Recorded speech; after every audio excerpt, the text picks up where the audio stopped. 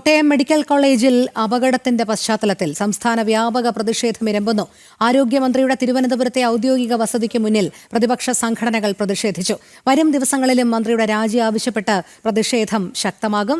അഖിൽ പാലോട്ട് മഠം ചേരുന്നു. അഖിൽ, ശക്തമായ പ്രതിഷേധമാണ് ആരോഗ്യമന്ത്രിക്കെതിരെ സംസ്ഥാനത്തുടനീളം ഉണ്ടാകുന്നത്. ഇന്ന് മന്ത്രിയുടെ ഔദ്യോഗിക വസതിക്ക് മുന്നിൽ വലിയ രീതിയിലുള്ള പ്രതിഷേധ പ്രകടനങ്ങളൊക്കെ നമ്മൾ കണ്ടതാണ്. എന്തായാലും വരും ദിവസങ്ങളിലും മന്ത്രിയുടെ രാജി ആവശ്യപ്പെട്ടുള്ള പ്രതിഷേധങ്ങൾ ഉണ്ടാകും എന്ന് തന്നെയാണോ മനസ്സിലാക്കേണ്ടത്?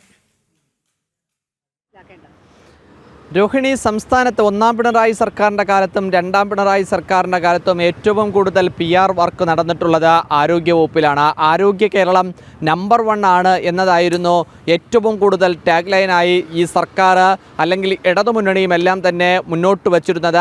ആ പല ഘട്ടങ്ങളിലുമെല്ലാം തന്നെ സംസ്ഥാനത്ത് വ്യാപകമായ ആശുപത്രികളിലും ഉണ്ടാകുന്ന അപകടങ്ങൾ, ആരോഗ്യ മേഖലയിൽ ഉണ്ടാകുന്ന വീഴ്ചകളെല്ലാം തന്നെ വർദ്ധിച്ചു വരുന്ന ഒരു സാഹചര്യം ഉണ്ടായിരുന്നു. ഏറ്റവും അവസാനമാണ് ഇന്ന് കേരളത്തിൻ്റെ പൊതുമനസാക്ഷിയെപ്പോലും സങ്കടത്തിൻ്റെ കടലിൽ താഴ്ക്കുന്ന തരത്തിലേക്ക് തലയോലപ്പറമ്പ് സ്വദേശിയായ ബിന്ദുവിനെ കോട്ടയം മെഡിക്കൽ കോളേജിൽ ഈ സർക്കാരിൻ്റെ നിരുത്തരപരമായ പ്രവർത്തനത്തിൻ്റെ ഭാഗമായി ദാരുണമായി അന്ത്യം സംഭവിക്കുന്ന ഒരു സാഹചര്യം ഉണ്ടായിരുന്നു. ഈ മരണത്തെ തുടർന്നാണ് സംസ്ഥാന വ്യാപകമായി ആരോഗ്യമന്ത്രിയുടെ രാജി ആവശ്യപ്പെട്ട് പ്രതിപക്ഷ സംഘടനകൾ തെരുവിലിറങ്ങുന്നത്.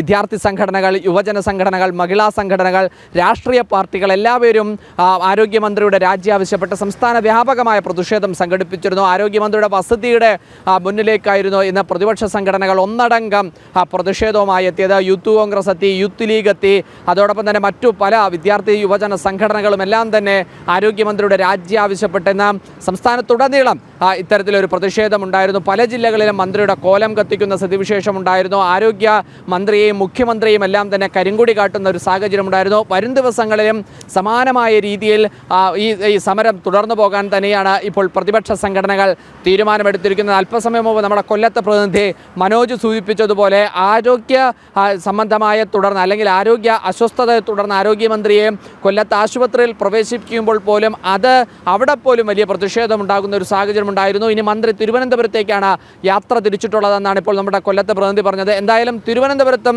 വലിയ പ്രതിഷേധങ്ങൾ തുടരാൻ തന്നെയാണ് നിലവിലത്തെ സാഹചര്യത്തിൽ നമുക്ക് മനസ്സിലാക്കാൻ സാധിക്കുന്നത്. നാളെ രാവിലെ 10:30 BJP തിരുവനന്തപുരം സിറ്റി ജില്ലാ കമ്മിറ്റി ആരോഗ്യമന്ത്രിയുടെ വസതിയിലേക്ക് മാർച്ച് പ്രഖ്യാപിച്ചിട്ടുണ്ട്. അതിനു പിന്നാലെ തന്നെ കോൺഗ്രസിൻ്റെ സമരമുണ്ടാകും, മറ്റു വിദ്യാർത്ഥി യുവജന സംഘടനകളുടെ എല്ലാം തന്നെ സമരമുണ്ടാകുമെന്ന് തന്നെയാണ് ഈ ഘട്ടത്തിൽ നമുക്ക് മനസ്സിലാക്കാൻ സാധിക്കുന്നത്. മന്ത്രിയുടെ രാജിയാണ് എല്ലാവരും പ്രധാനമായി മുന്നോട്ട് വയ്ക്കുന്നത്. കാരണം കഴിഞ്ഞ കുറേ ദിവസങ്ങളായി നടക്കുന്ന ആരോഗ്യ മേഖലയിൽ നടക്കുന്ന തിരുവനന്തപുരം മെഡിക്കൽ കോളേജിലെ സംഭവം, അതിൽ ഏറ്റവും കൂടുതൽ വിമർശനം കേട്ടതാണ് സിസ്റ്റത്തിൻ്റെ പ്രശ്നമാണ്, അത് ഈ സർക്കാർ സംവിധാനത്തിൻ്റെ പ്രശ്നമാണ് എന്നുള്ള തരത്തിലുള്ള വ്യാപകമായ ആക്ഷേപവും ആരോപണവും ഉയർന്നിരുന്ന ഒരു സാഹചര്യം ഉണ്ടായിരുന്നു. അതിനു പിന്നാലെ തന്നെയാണ് മറ്റൊരു മെഡിക്കൽ കോളേജിലും ഇത്തരത്തിൽ സമാനമായ രീതിയിൽ ഒരു ദാരുണമായ ഒരു ജീവൻ തന്നെ എടുക്കുന്ന, അല്ലെങ്കിൽ ഒരു കുടുംബത്തിൻ്റെ പ്രതീക്ഷയും പ്രത്യാശയുമായി നിന്ന ഒരു അമ്മയുടെ ജീവൻ എടുക്കുന്ന സ്ഥിതിവിശേഷത്തിലേക്ക് പോകുന്ന ഒരു സാഹചര്യം ഉണ്ടായിരുന്നു. അതെന്തായാലും സമാനമായ ഈ സംഭവത്തിൽ പ്രതിഷേധിച്ച് സംസ്ഥാന വ്യാപകമായി മന്ത്രിയുടെ രാജി ആവശ്യപ്പെട്ട് BJPയും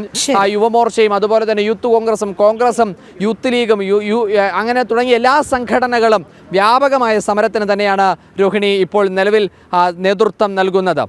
ശരി, ആരോഗ്യമന്ത്രി വീണ ജോർജിനെതിരെ സംസ്ഥാന വ്യാപക പ്രതിഷേധം തന്നെയാണ്. വരും ദിവസങ്ങളിലും അത് തുടരും എന്ന് തന്നെയാണ് വ്യക്തമാക്കുന്നത് പ്രതിപക്ഷ സംഘടനകൾ. അഖിൽ പാലോട്ട് മഠമാണ് വിവരങ്ങൾ നൽകിയത്.